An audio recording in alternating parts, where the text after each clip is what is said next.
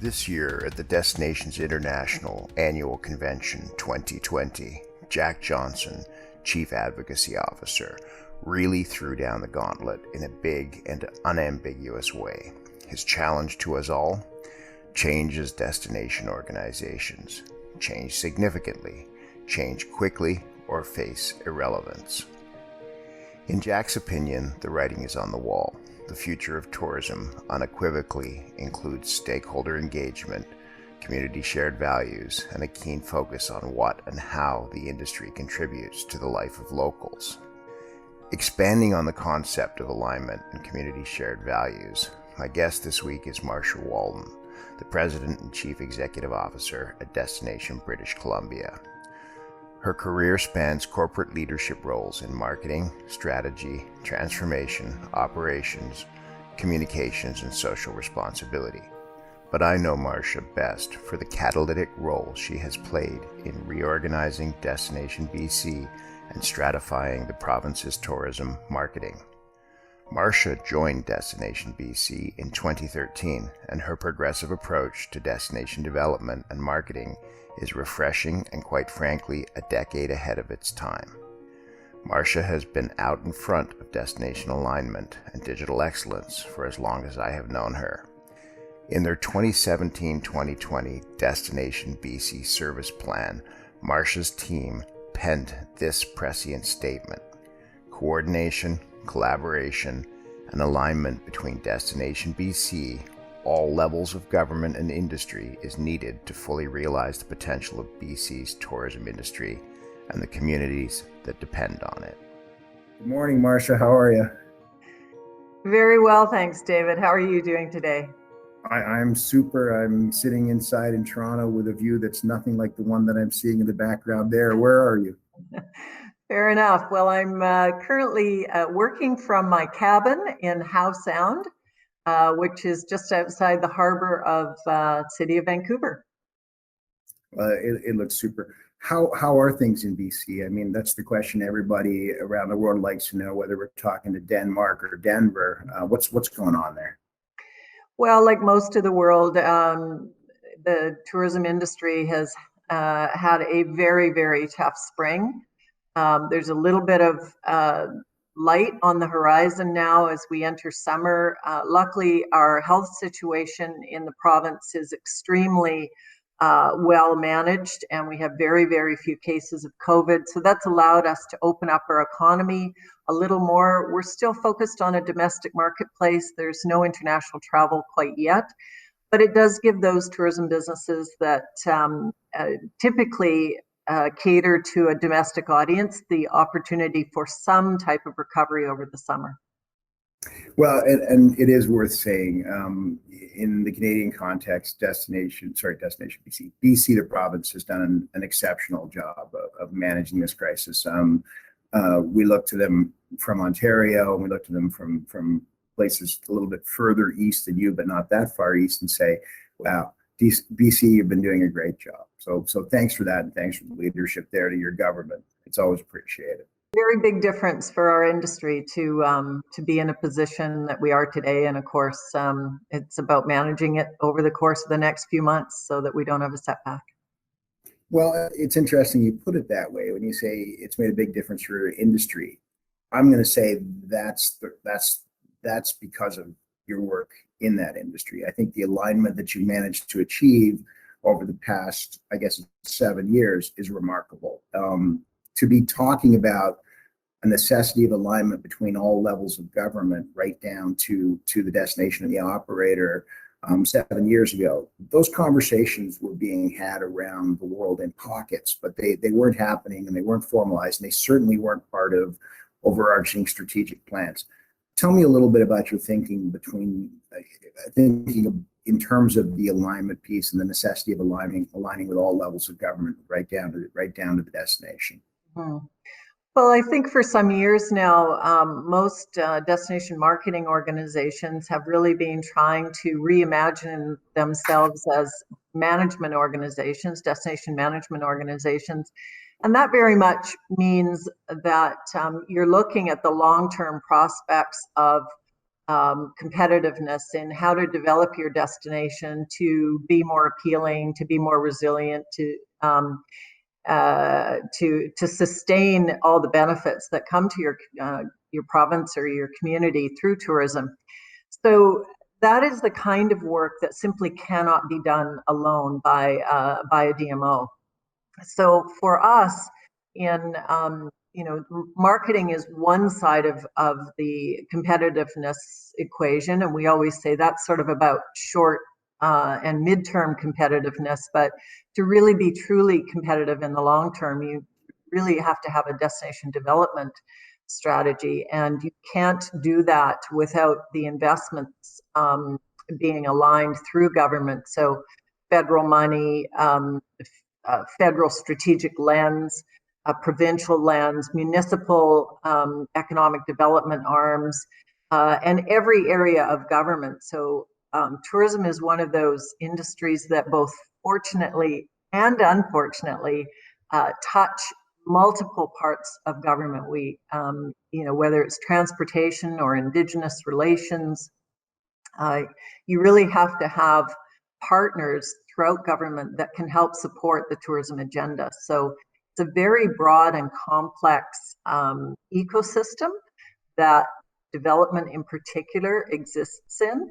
And so we've just been sure that in all of the strategic planning work we've done, we've engaged a very, very broad cross-section of contributors and stakeholders to be part of that strategy. So if I remember correctly, I think we sat on a panel together, it's probably 5 or 6 years ago now in Ottawa. There were some very interesting things said on that panel. It was excellent. But I think you and I and Greg Clausen were talking about alignment between what was then, I think, still the Canadian Tourism Commission, down through the PMOs, which we call our provincial marketing offices, down to our DMOs. And the analogy was there was a rope that was basically lowered from Destination Canada that got down to the PMO level. The PMO took that rope and they lowered it down to the DMO level, and DMO took it down to the stakeholders so that the consumer, when they entered that chain at the top, could find their way to the ground. And we all agreed that the problem was the rope was broken in spots. The alignment between the CTC and the provincial organizations was often good, but the alignment between the provincial organizations and either the regional or final destination offices wasn't great. You've done a tremendous amount of work on that. It's not the same scenario 7 years later, 6 years later. You've fostered great alignment with what's now called Destination Canada, and you've done some really specific work to make sure that the consumer, when they enter that journey at the top, when we're out in the world prospecting for travelers to Canada, that they can make it to BC, but from the BC level, they can make it right down to the experience. Talk to me a little bit about that. Mm-hmm. Well, all of us rely on investments from private sector and from government to do our work. And to get the best value from that, we really need to be coordinating how we go to market. So a lot of it really began just with having the right strategic discussions about what we're trying to accomplish together and what our various roles are in that. Each of us has expertise at various levels. We have connections into the marketplace that do certain functions, and it's the collective work that we do together that actually makes that rope or that chain work. So for us, it was primarily about getting on the same page around strategic aspects, understanding what our role was in helping those strategies, and then trying to have a philosophy that says, if I always say it's the 80-20 rule, folks. You can expect that 20% of anything someone else does you don't agree with. But it's worth hanging into the partnership for the 80% that you're on the same page around. And that's where I think often strong partnerships are not formed, because people focus on the 20%. And so in the province of BC, at least, we've done a lot of work to in some ways entice people to pay attention to our strategies by asking them, if you want to work with us, we're happy to give you money, but you need to be you need to be aligned with what we're trying to achieve. Creating partnerships through co-op marketing programs that run up and down the chain. We work with Destination Canada. We also work with city DMOs and sector organizations, whether it's ski or mountain biking or the BC Ale Trail. Sometimes money does the trick to pull people together and give them an incentive for working with you. And then sometimes it's just about creating new capabilities. So one of the things that we've worked hard on is what we call our powerful marketing network strategy. And so we've built a collaborative system platform that we call the Tourism Data Hub now, that has organizations sharing their consumer data, sharing all of the content that we produce in what we call the Content Commonwealth, sharing platforms, technology platforms, so that we can help consumers go all the way down the purchase funnel from top to bottom. And those are things that make every partner more powerful collectively than individually. So watching your Content Commonwealth is fascinating, and it's really good to see, because again, 6-7 years ago, we were talking about the shift in consumer buyer decision process that basically takes us to a world where that process happens almost entirely in a digital world now. Mm-hmm. And if you want a reminder of what was so funny on the stage that day, you turn to one of our peers who was a very prominent print marketing specialist and said, you don't understand, you're a dinosaur and the time has passed. It's remarkable, 6-7 years later, the world is digital and the platforms that you're using are digital. And I think in the BC case, you really did accelerate the adoption of that digital program. And you also really zeroed in very quickly on the idea that the future of tourism marketing is a distributed effort where the operator or the event or the attraction tells the story themselves, and we help amplify that. So talk a little bit about Content Commonwealth, because I think it is a really remarkable program.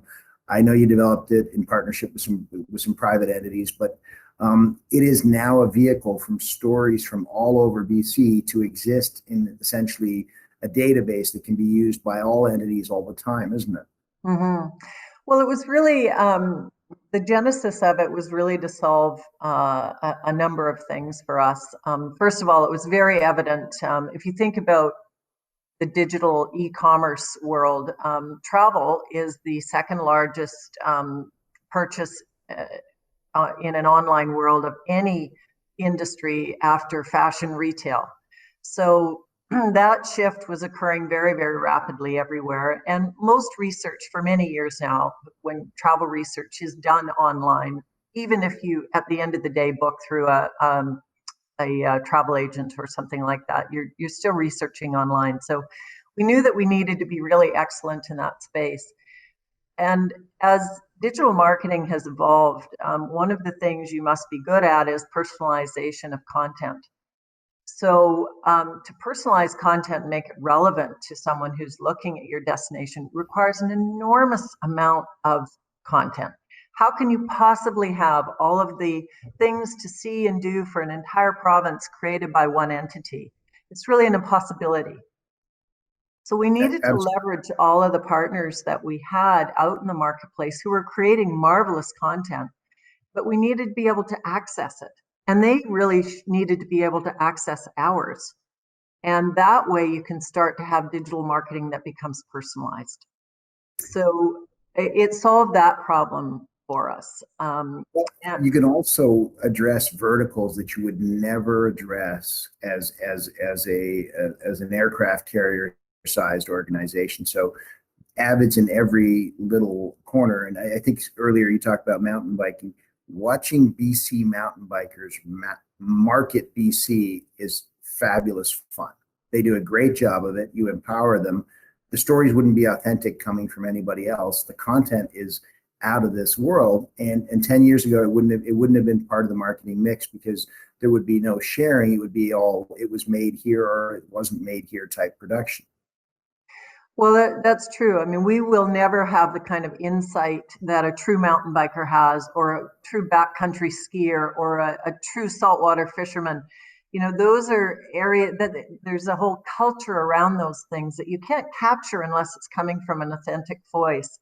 And so having the stories and the videos and the visual assets, as well as the stories, the write-ups coming from those authentic, decentralized voices is really key to engaging consumers more effectively.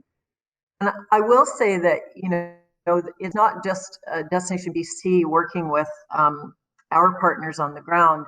This concept was taken up by Destination Canada, and we now have a content reservoir, if you will, for the country that really allows us to share mostly user-generated content now up all the way through Destination Canada.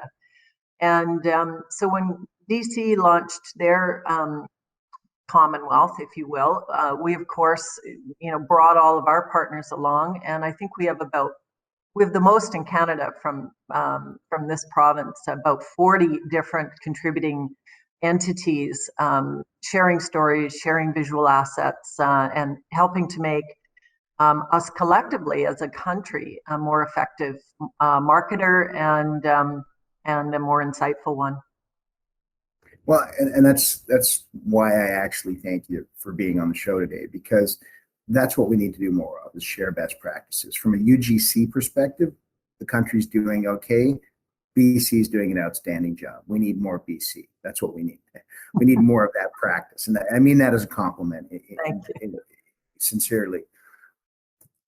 Working with those verticals, with those communities of interest on those products has a profound secondary effect. And it doesn't just make their voice heard, but it franchises them into the system. They become part of the system, and they realize that the marketing organization values what they do and where they are beyond just its ability to drive tourists. So if I'll go back to the mountain biking example. If you're a North Shore mountain biker, you want people showing up who embody North Shore principles and values, how they treat the land, how they treat each other.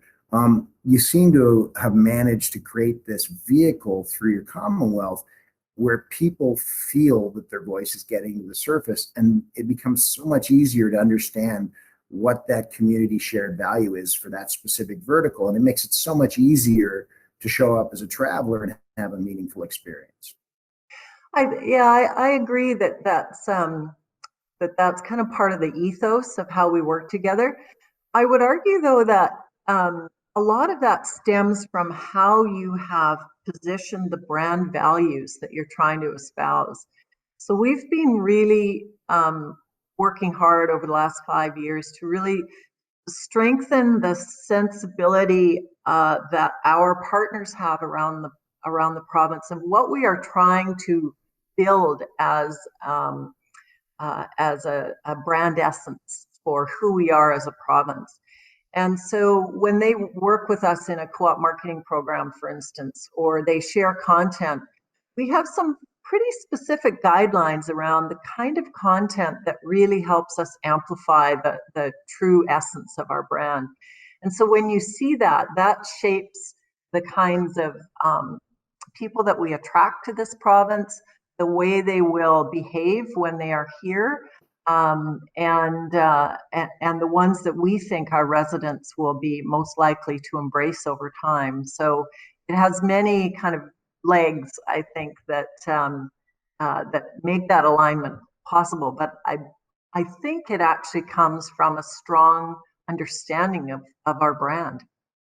Well, and your brand isn't an artificial construct. It's not something, that was, hey, we could really be competitive. We chose this set of words. There's an ethos to it. I like to say there's a DNA to it. Mm-hmm. The DNA of BC comes through in those verticals consistently. It's a value proposition that I, as a traveler, I either respect it or I don't, but I'm more likely to show up if I'm looking for that DNA and that ethos that you have, and sharing it with you. And Jack Johnson has done a lot of work recently, especially talking about community shared values.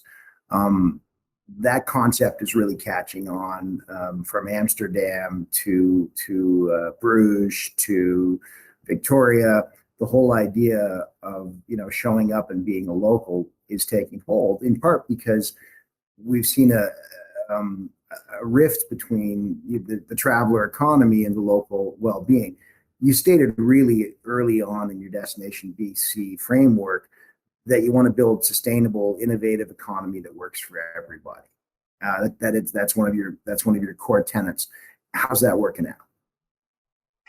Well, I think we have the privilege in this province of having a lot of space and not as many visitors as some of the hotspots in the world, the Barcelonas, the Venices, who have a whole other issue to manage. And while we were becoming aware that there were certain places like Victoria, when the cruise ship arrived, the downtown harbor would get pretty darn crowded, and it wasn't necessarily the experience that we were hoping to provide to all of our visitors. And it also creates tensions with locals. And I think one of the interesting things that is coming out of this COVID-19 situation is more and more discussion around the social license that tourism needs to have in creating balance with its residents. And now the stakes are even higher because it has health implications and other aspects. But if we ever think that the people of Venice, having now reclaimed and re-seen their city as it was 150 years ago, are going to embrace the old, I think we're sorely mistaken. This gives them a chance to reimagine what the new world will look like. And we may find that some of those locations suddenly become very exclusive and expensive and hard to get into, because it's not about volume anymore. It's about having a quality, high value visitor come and be part of the way of life that the Venetians truly have, not the one that was imposed by millions of visitors onto their society. So it's, we don't have the same pressures here in British Columbia, but we do have places where we really need our visitors to respect our environment, for instance. So when we have super popular backcountry trails, it means having, leave no trace values. Come in, you're welcome. Leave no trace when you depart that you ever set foot here. No garbage, nothing. Well, and I think you communicate that value well. So I'll use the Robson Glacier as an example. It's a rarity to see somebody abuse that path. I know it happens, but the deeper you get into the park, the harder you work to get up to that glacier. And it's a bit of work. The more aligned people are with those values, and it's beautiful. It's a beautiful thing to see. It really is. I will tell you a funny story. I was talking to Signe Ergensted, who was would visit Copenhagen when they declared the end of tourism as we know it. Yeah. I was talking to her last week. She said, with no foreigners in Denmark, I thought perhaps, on a Thursday or Friday night, it would be so much quieter, right? There's no visitors, the streets would, she said, and I went out and it was terribly loud, and I realized the Danes may be more responsible for the noise than I thought. Well, we're all discovering something new right now, aren't we? We are indeed. You will be facing a curve where the bulk of travel in the next 12 to 18 months will depend on domestic. It's going to be what we need to do to keep ourselves going. How does that look in the BC context for the next 12 months? Mm-hmm. Well, for those businesses that have typically relied on a domestic audience, obviously they'll fare well. And even this summer, I think they probably have enough of a shot at it that they can hang on till next year.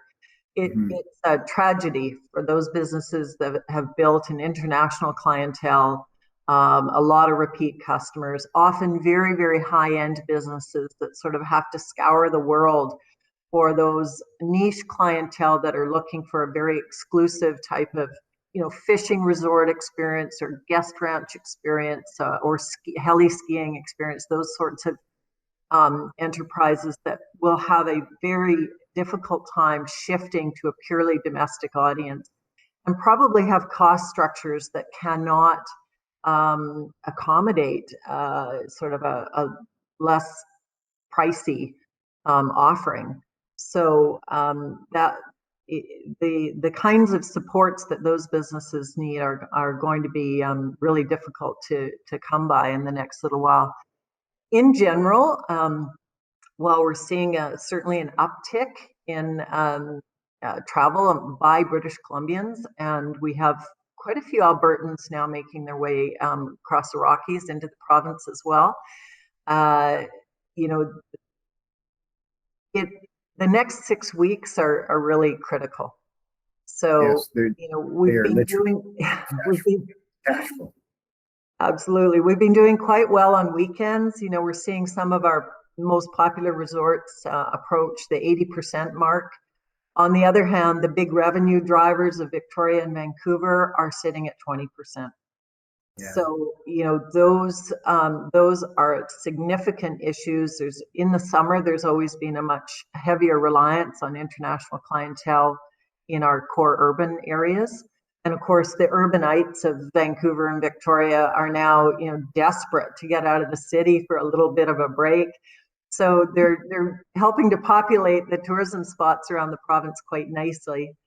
We've still got a ways to go, but we are very concerned about how our cities are faring. I was looking at some research that Longwoods did, and it's interesting. Canada has one of the highest outbound tourism rates in the world. So maybe one of the small silver linings here is that when we're necessarily have to be domestic travelers, that's actually a fairly big number, considering that we lose probably twice that in outbound traveling. So hopefully that helps us. When you look at those high-end opportunities, though, I ask you this: I think we are going to get to a world, like you said about Venice, where we're going to have to pay for experiences, and some of them, when you look at the scales, some of them will be 2 or 3 times as much as they cost before. I think that's a very distinct possibility. I think with all of the new health protocols, social distancing key among those, like you just can't accommodate the volumes that you used to have. And so, and I think many communities, as we just said, will not want to. And so I think that combination is going to create a new class of exclusivity.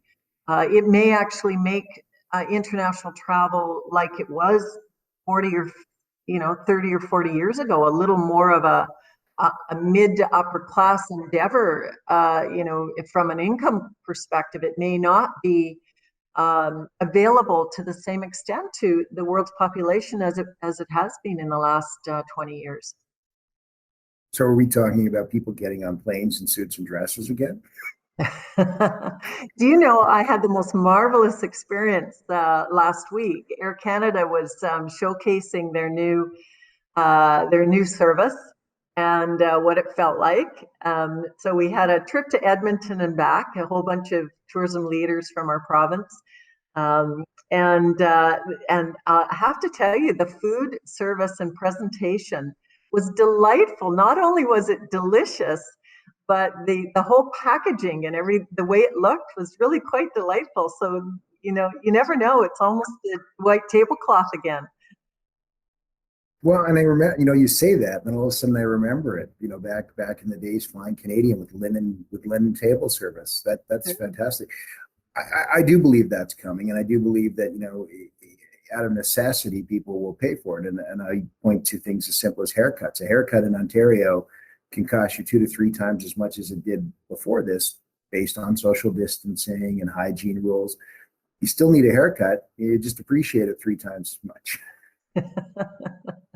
It's true, I mean, Canadians are a high outbound travel group. A lot of it is sun seekers in the winter, escaping the cold. But we are, like Australians and Americans, eager to see the world. And in British Columbia, outbound travel accounts for about $7 billion in expenditures. And Mhm. strangely, the number is almost exactly the same for international inbound. And so Mhm. there was a time where we were thinking, well, how much product switching would British Columbians actually do? Would they forsake their annual or semi-annual outbound vacation, and what portion of that might be reinvested in a big vacation here? We don't really have a good grip on the numbers yet, but we're thinking that in the short term, at least, probably people are still keeping most of those dollars in their wallet in hopes that the International Travel Day will come again. But Mhm. if we could even capture 25 or 30% of that wallet, we'd be delighted. Well, I will say this, the profile that BC's managed through the crisis is helpful because even in our household, we're looking at a road trip, and the idea of driving to BC this summer is not at all out of consideration, which is kind of cool if you think about it. It's probably been 15 years since I drove across Canada, and all of a sudden it's like, hey, we've been everywhere. We've been to Nepal, we've been to Peru. Let's go back across Canada, right? Well, you know what? We are blessed with an abundance of spectacular sites, marvelous lodges and things to do, and of course, some of the world's most beautiful and livable cities on top of that. So, we are in a very, very good position, and we're hoping our own citizens in British Columbia will spend the summer exploring more of what we have, and that we'll have the ability to, from a marketing perspective, truly invite the rest of Canada to come and see us too. That's great. Just as we close out, I want to go back to the sort of opening theme. I think the alignment work you've done in BC is exceptional, and I think out of that